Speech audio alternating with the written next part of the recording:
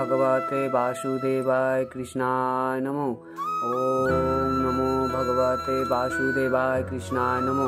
ओम नमो भगवते वासुदेवाय कृष्णाय नमो नमो। জয় নিতাই, জয় রাধা মদন মোহন। সকল ভক্তবৃন্দকে জানাই আমার মদন মোহন ইউটিউব চ্যানেলে স্বাগতম। এই যে আপনারা দেখুন, এই যে আমার গোপাল, আপনারা সবাই দেখেছেন যে আমার গোপাল, তাও আমি আমার গোপালকে আরেকবার দেখালাম। আশা করি সবাই ভালো আছেন, সুস্থ আছেন। যে যেখান থেকে এই ভিডিওটি দেখছেন সবাই যেন ভালো থাকুন, সুস্থ থাকুন। আমি আমার এই সবসময় আমি আমার রাধা মদন মোহন আর গোপালের কাছে প্রার্থনা করি যে তারা যেন সবাইকে ভালো রাখে আর সুস্থ রাখে। তো আজকের যে একটি গল্প আপনাদেরকে শোনাবো, আপনারা শ্রবণ করুন আর পুরো ভিডিওটা দেখুন, তাহলেই জানতে পারবেন আর বুঝতে পারবেন। আজকের গল্পটি হলো, গল্পটা আমি একটি জায়গায় থেকেই পেয়েছি। গল্পটা আমার ভীষণ ভালো লেগেছে, অনেকেই হয়তো এই গল্পটা জানে। গল্পটি হচ্ছে কৃষ্ণ সুদামা, তাদের কত মিল। তো কৃষ্ণ সুদামার একটি গল্প আপনাদেরকে বলি, আপনারা শ্রবণ করুন আর আপনারা সবাই সঙ্গে থাকুন, দেখতে থাকুন পুরো ভিডিওটা। আর ভিডিওটি ভালো লাগলে অবশ্যই একটা লাইক করবেন আর শেয়ার করবেন, যাতে আমার মদন মোহন চ্যানেলের ভিডিওটি আরো অনেক জায়গায় পৌঁছে যায় ভক্তদের মধ্যে। আর যারা আমার এই ভিডিওটি নতুন দেখছেন তারা অবশ্যই একটা সাবস্ক্রাইব করে পাশে বেল আইকনটি প্রেস করে অল করে দেবেন, তাহলে আমার এই মদন মোহন চ্যানেলের বিভিন্ন পুজো পাঠ আর মদন মোহনের আর গোপালের লীলা কথা আর বিভিন্ন দেবদেবীর মন্দির দর্শন করতে পারবেন। একদিন কৃষ্ণ শ্রীরাম সখাকে বলছে, সখা, আজ তো দেখছি তুমি আর আমি ছাড়া এখানে আর কোনো সখারাই নেই।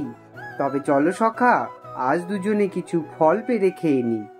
শ্রীরাম সখা তো এক কথায় রাজি। তখন কৃষ্ণ শ্রীরামকে বলছে, সখা, আজ তুমি আমার ঘাড়ে ওঠো, উঠে ফল পারো। তখন শ্রীরাম বলছে, সখা, এটা কি করে হয়? আমার চরণধুলি যদি তোমার শরীরে লেগে যায় তাহলে তো আমার অপরাধ হবে।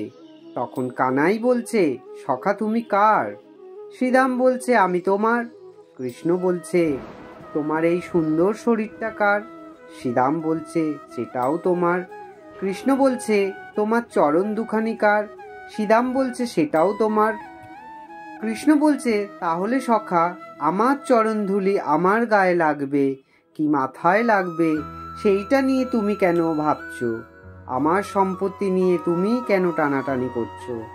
যেইটা বলছি সেইটা করো, নির্ভয়ে আমার কাঁধে চড়ো আর ফল পারো। এই কথা শুনে শ্রীরাম তখন নির্ভয়ে কানাইয়ের কাঁধে উঠলেন। কিন্তু শ্রীরাম কি করছে?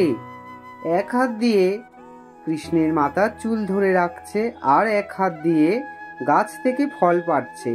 তখন কানাই বলছে, কিরে শ্রীরাম, তুই আমার চুল ধরছিস কেন রে? তখন শ্রীরাম বলছে, পড়ে যাওয়ার ভয়ে যদি পড়ে যাই তাই চুলটা ধরে রাখছি।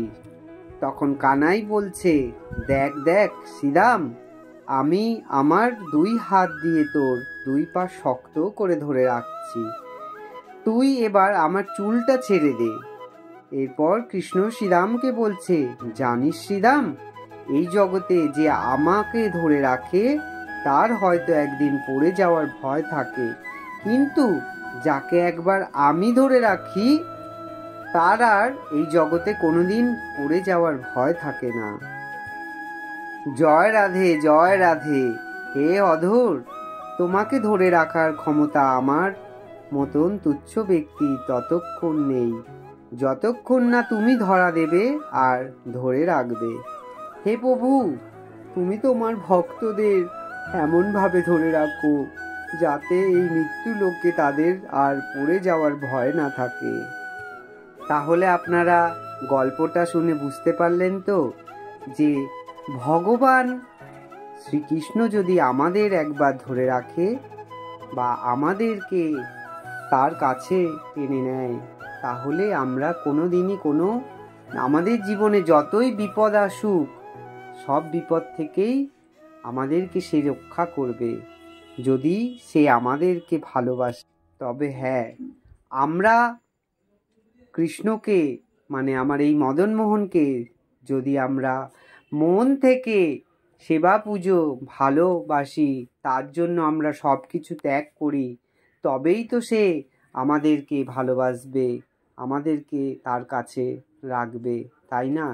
এই গল্পটাতে এটাই বোঝা যায়। তাই যারা এখনো শ্রীকৃষ্ণের শরণাপন্ন হননি, অবশ্যই শ্রীকৃষ্ণকে স্মরণ করুন, তাকে ভালোবাসুন, দেখবেন একদিন আপনাদেরও জীবন সুখময় হয়ে উঠবে। কমল দলে জল জীবন টলমল, ভজ হরিপদ নিতরে, ভজরে মন শ্রী নন্দরে নন্দন, অভয় চরণার বিন্দুরে। হরে কৃষ্ণ কৃষ্ণ কৃষ্ণ হরে হরে, হরে রাম রাম রাম হরে হরে। শ্রী কৃষ্ণ চৈতন্য প্রভু জীবে দয়া করে, শ্রী কৃষ্ণ চৈতন্য প্রভু জীবে দয়া করে, সপার্ষদ সিয়োধাম সহায়াবতরে, সপার্ষদ সিয়োধাম সহায়াবতরে।